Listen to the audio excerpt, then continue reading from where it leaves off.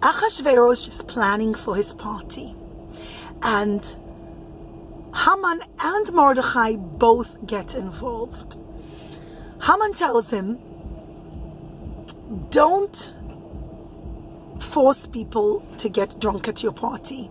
Back then, it was very accepted, and it was the practice that anytime people socialized and got together, they had a lot of fun with very strong alcoholic drinks. And they would challenge each other to gulp down what's called a puska, like a huge cup, almost like a mini barrel of wine. And Haman didn't want people to be forced to drink, because if the Jews were forced to get drunk, they'd have a good excuse. They tell Hashem, listen, wasn't our fault. We behaved inappropriately, or we did wrong. We were forced into it. We had no choice. Mordechai too didn't want people to be forced to get drunk, because he was very nervous. He didn't want the Jews to attend the party at all. The party was a terrible event celebrating 70 years, or at least what they calculated as being 70 years, from the prophecy of Yirmiyahu Hanavi, who prophesied that the Jews will be in exile for 70 years and then return and rebuild the temple. Well, according to their calculations, the 70 years were up, and there was no sight of the Jews going back to rebuild the temple, with the exception of the foundation that was set by King Koresh, who preceded Achashverosh, but that got stopped by Haman's sons. So Achashverosh was, in a sense, a far worse enemy of the Jews than Haman. Like we said in the previous segment when we shared the story, that his astrologers told him a Jew is going to take over his kingdom. And he was petrified. And they said it without a shadow of a doubt. And he knew that his astrologers knew what they were talking about. And if they told him a Jew was taking over, then you bet a Jew is going to take over. And he thought the Jews were his enemies. He kept envisioning that a Jew will kill him and become the next king. Now, of course, that was nothing of what was really going to happen. The Jew who would take over after him was Daryavesh II, Queen Esther's son, his own son, who was Jewish. But Achashverosh didn't know that, and neither did the astrologers. So Achashverosh lived his days very insecurely. He was a very insecure king altogether, but particularly when it came to the Jews. And he was always looking for opportunities to ensure that they will not rise to power. And Haman tells him, make this party and get the Jews to sin. Get them to attend. Get them to mingle with the Goyim and give up on ever going back to the land of Israel and rebuilding the second Bedtime Mikdash. And Haman said, don't give them the opportunity to have any excuse that they were forced. Because then they'll go to Hashem and say, oh Hashem, we were forced into it. We had no choice. In fact, at the party, don't force anyone to get drunk. Offer as much wine as you wanted, but don't force them to get drunk. Because then the Jews will say, it wasn't our fault. We were forced to get drunk and then we behaved inappropriately. And don't put any music. Because if you put music, the Jewish people, music can inspire people a lot, and it can make a person want to become closer to God. And he didn't want the Jewish people to aspire to spirituality. And so Haman says, don't put any music. Ironically, Mordechai gave him the exact same advice for very different reasons. Attending the party was a terrible, terrible sin, because as I mentioned, although it was his wedding celebration for marrying Queen Vashti, it also, and more importantly, was in celebration of the 70 years being up and God not saving the Jews, and the Jews still being exiled. In fact, Achashverosh showed up at the party wearing the vestments of the Kohen Gadol. It was a terrible, terrible display of undermining the Jewish people. And for the Jews to attend such a party was a total abomination. It was them agreeing that God forbid Hashem abandoned us. Of course, Hashem never abandons us. But Mordechai really didn't want the Jews to attend, but he realized it was inevitable. Some Jews would attend, and actually we'll see that a very large percentage of Jews do. But Mordechai didn't want people to be forced to drink. They had something called the puska back then. It was a big mug, almost like a miniature barrel, filled with alcoholic drinks, and people would challenge each other and force each other to drink it and gulp it down and see who could take the most alcohol. And it was an awful habit, and it was very degrading, not to mention extremely unhealthy. But Mordechai didn't want it because he was very scared that the Jews will turn around and say, the Jews will drink and get drunk and then behave even more inappropriately. And Mordechai didn't want music either, because he knew that music can either rise you to the highest spiritual heights, or music can pull you down to the lowest of the low. Because when somebody composes a piece of music, they put their heart and soul into it. Their neshama, their soul, is literally embodied in that piece of music.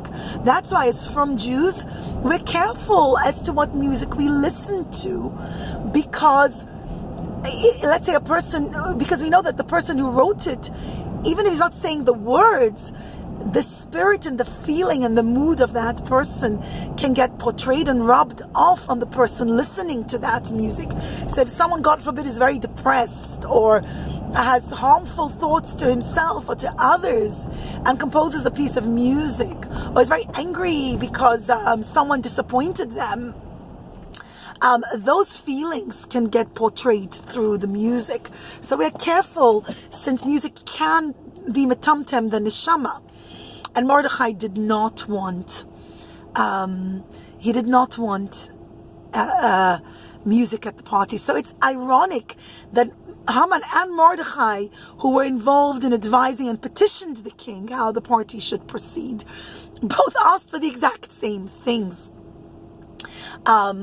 So Achashverosh plans the party, and he shows up at the party wearing the vestments of the Kohen Gadol. And as I mentioned, it was a total abomination. And Mordechai begs the Jewish people not to go. But he's opposed venomly. The Jewish people tell him, we're exiled here in Persia. We have to please the king. How will it look if every one of his 127 nations attend the party, and the Jews are the only ones who don't? And to make matters worse, we don't even have our own land. We're scattered and spread across the kingdom. We have to attend. Achashverosh is a tyrant. In fact, his name is Achashverosh. His real name was Artaxerxes. But the Jewish people named him Achashverosh from the word Achashverosh, which means a headache, because he was such a tyrant and was such a difficult king to live under that you got a headache trying to figure out the right thing to do. As we mentioned the last time we started the story, Achashverosh was originally just a stable boy who built his way up to power. And because of that, if you even looked at him the wrong way, he had such a low self-esteem and he was so insecure that he would execute people left, right, and center. And people lived in mortal fear. And they said, Mordechai, if we don't show up to the party, then we're basically signing our own death warrant. we can't, death sentence, God forbid. We have to attend. It's a matter of pikuach nefesh, and they came up with all kinds of very logical excuses. But Mordechai said, you cannot attend. Attending such a party is stating that we no longer believe that the land of Israel is ours. We no longer believe that the land of Israel is God's gift to the Jewish people. We no longer believe in the words of the prophet Yirmiyahu that Hashem will come and save us. We no longer believe that we are God's people. Rahman al-Tzilan, God forbid. And Mordechai said, we cannot behave like that. It's interesting that, it says that the Megillah, although it happened years ago, if you read the Megillah backward, then it's as if you've not fulfilled the mitzvah. And the Lubavitcher Rebbe asks, what kind of a comment is that? Halacha is that? Who in their right mind would read the Megillah backward? Why would you read any book backward? And the Rebbe explains, it means if you read the story thinking that it was only applicable many years ago, and this is an ancient story, like it's backward, it's from a long time ago. Chazal tell us the story of the Megillah actually is current, and we need to take lessons and derive lessons from it and understand that Hashem is sending us messages for today, and that today we cannot get pressured by world opinions and by what possibly the United Nations are saying, etc. Because the one who fights for us, the one who stands up for the Jewish people is Hashem. And Hashem said, the land of Israel is my present, my gift to every Jew. There's no such thing as saying, okay, let's go give it to other nations just to appease them. Not even a single inch. Either way, but that's a side point. Either way. So, where was I? Right. So they say he's such a tyrant. In fact, they called him Achashverosh because it means Achashverosh, the brother of the head. Who's the head in question? That was Nebuchadnezzar, meaning as evil and as wicked as Nebuchadnezzar was, and he persecuted and he tortured the Jewish people, they said this Achashverosh is the same thing. He's a brother to the head, meaning he's a brother to Nebuchadnezzar in his behavior and in his decrees. When Achashverosh finds out, actually, he becomes livid. And immediately the Jewish people tell him, what do you mean? That's not what we meant. We call you Achashverosh because we mean Achashverosh, you're like our brother and you're our head. And, it's out of respect for you, etc., etc. And if we compare you to Nebuchadnezzar, we mean that you're as powerful as Nebuchadnezzar, etc., etc. Either way, the Jewish people attend the party. And from the moment they set foot at the party, their fate was sealed. The decree in heaven was signed and sealed, even though the whole story of Purim doesn't happen until 14 years later. But when they abandoned hope of being saved by attending that party, when they sat there watching Achashverosh dressed in the clothing of the Kohen Gadol, they were stating, we gave up on Judaism. We gave up on Hashem, God forbid. But of course, Hashem never gives up on us. And even though Hashem sends Haman with his decree and everything, never, ever, ever did Hashem ever give up on us or ever believe, God forbid. I mean, Hashem knows the future, but you know what I mean, that the decree would ever really, really, God forbid, happen. It was just a vise to push us to do teshuvah and to put the Jewish people in a situation of turning back to Hashem and realizing that as much as you appease the goyim, as much as you go and attend their parties and say, come on, we're part of you, look, we're just like all the other nations, you can't trust them. And the only one who saves us and stands by us is Hashem, Melech Malchei Amlachim HaKadosh Baruch Hu. So, the party all in all was 6 months. The last The last week was in Shushan, and that was the week when the Jews really had to attend, because the vast majority of Jews lived in Shushan, the capital. And on the last day, it was Shabbat, and they do not attend. And Achashverosh is stone drunk, as are all the other guests.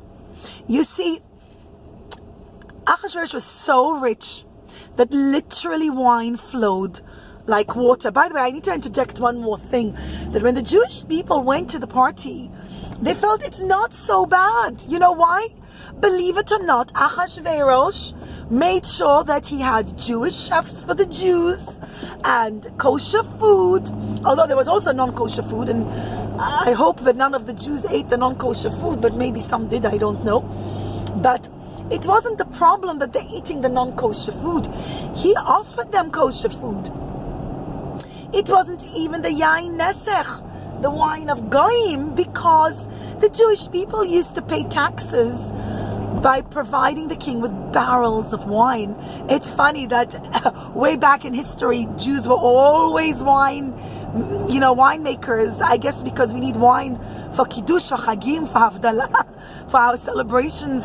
So one of the taxes that the Jewish people had to give the king were barrels and barrels of wine. It was kosher wine, sealed wine, which was not yain nesach. So the Jewish people had a legitimate argument. Listen, we'll go to the party, we won't have tray food, we won't drink yain nesach, we're okay. We're just going to go to appease the guy, to appease this tyrant of a king.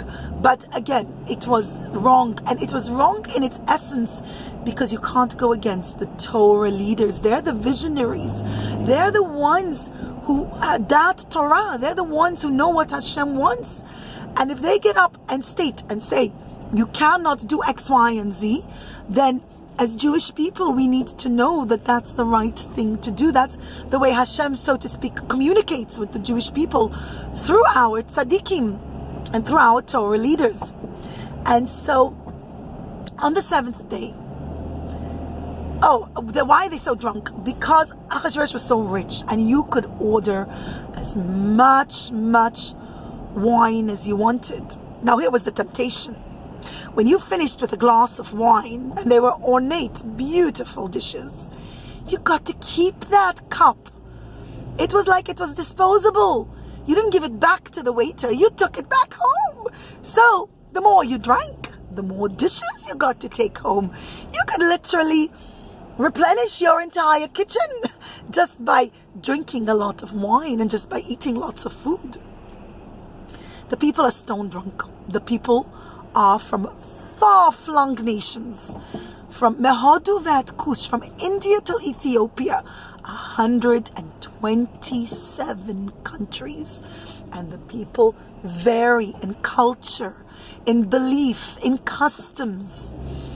And whilst Achashverosh did the party also partly to unite the people, the mistake was that they all got stone drunk and it became a wild, undignified party.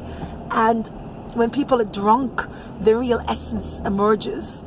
And rather than being comrades and peaceful and saying, yay, we're all under one ruler, they started to argue. And remember, to make matters worse, before Koresh, the kingdom was really, two separate nations. It was Parasu Madai. It was two very different cultures. And now you unite them together, which was in a sense lovely, but also was a recipe for disaster when you put them all together in one room, stone drunk. And at first it was just a friendly argument. The Mede said, our women are the most beautiful. And the Persian said, our women are the most beautiful. And Achashverosh is watching as this party becomes rowdier and rowdier. And the argument is turning from a friendly argument into fist fights. And he slams on the table. He says, I'm the king. And my wife Vashti is neither Persian nor a Mede, and she's far more beautiful. Ha ha! Of course she's so beautiful. Take any girl, even the ugliest girl, and dress her up in royal garments, and she's going to look like the most beautiful, Miss Universe. Achashverosh says, okay, I'll show you Vashti without anything. And here we need to interject at a very important part of the story. And the reason I'm going to put it in is because in recent years, Vashti has come out in more modern ideology as this huge hero. People think she was a wonderful feminist who stood up for women's rights.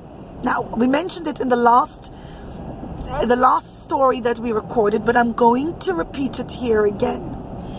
Because Vashti, before the party, concocted this idea together with Achashverosh. It was her idea. She said, at the party, invite me to come. And I will come in a very not tsanua way. And when I do that, the Persian women will copy. And then sooner or later, the Jewish women will copy too, because they always feel like they need to please us and do exactly what we do. And before you know what's what, the men and the women are all going to mix inappropriately.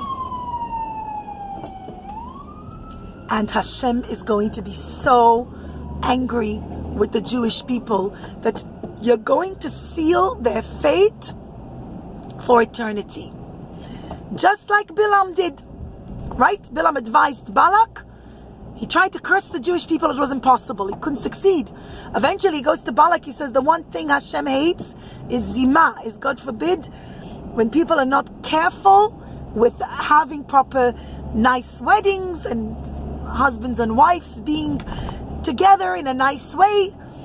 So he said, get them, the men and women, to mix in a very, very wrong way, and Hashem will completely, God forbid, hate the Jewish people. Of course, Hashem never hates us. And Hashem always helps us to come back to Him and do the right thing. But it was her idea. And when she refused to come, we all know she refused, nothing to do with trying to stand up for women's rights. And I really, really want to reiterate it here, because she was an evil anti-Semite, and she did not care for women's rights in the least.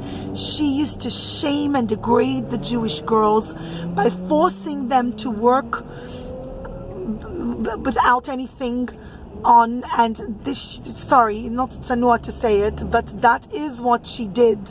And she was the epitome of evil, and we cannot under any circumstances turn her into this glorified model of what we want to copy, God forbid.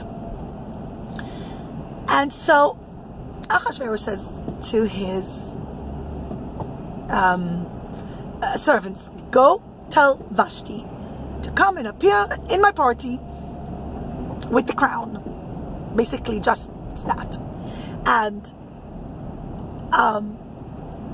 when the servants first arrive, Vashti's delighted. Finally, after 180 days, he remembered, this was my plan all along. What took him so long? And she starts to get ready.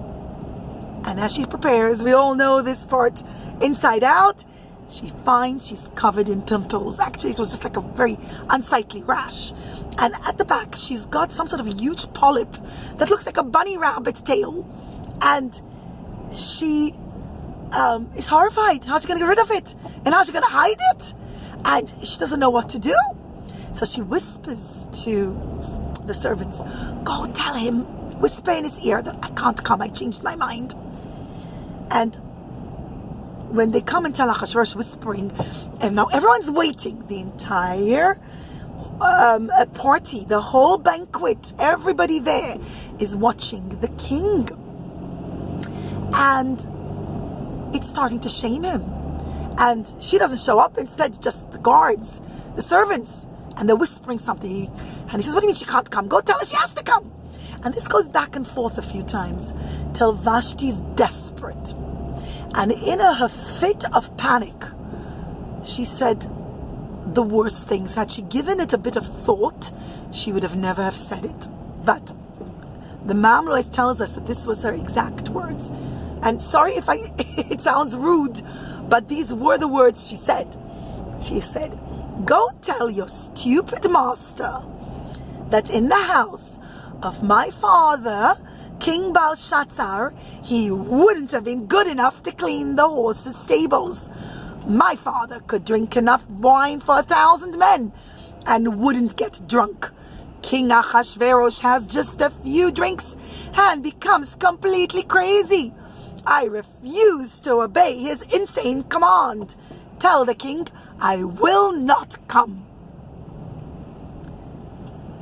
They're shocked. But that's what she said. And that's what they go and tell the king. The king is furious. He's mortified. There's no words. You see, she touched a raw nerve. It wasn't just that she refused to come.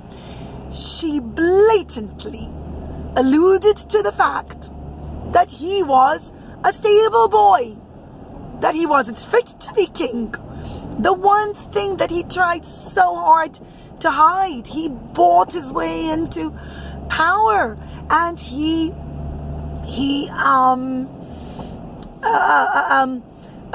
did everything in his power that it shouldn't come back to haunt him. In fact, the entire reason he marries Vashti and not any of the other princesses is because Vashti was a captive princess from Babylon. She was King Belshazzar's daughter. Right, she's King Belshazzar's daughter, Nebuchadnezzar's great-granddaughter. She had no right to open her mouth. She was very foolish. She was 18 years old at the time. And for the past 6 years, she had been languishing in the dungeon. Achashverosh picked her because it still showed that she's of royal heritage and he's marrying somebody of royalty. But he felt that she'd be the perfect queen, because if he was to marry any other girl from royalty, they'd always look down upon him. He was sure that Vashti wouldn't do that to him, but in her hearts of hearts, she resented him and felt she had just married a stable boy, which was just so haughty and ridiculous of her, because she could have languished in the dungeon for the rest of her life.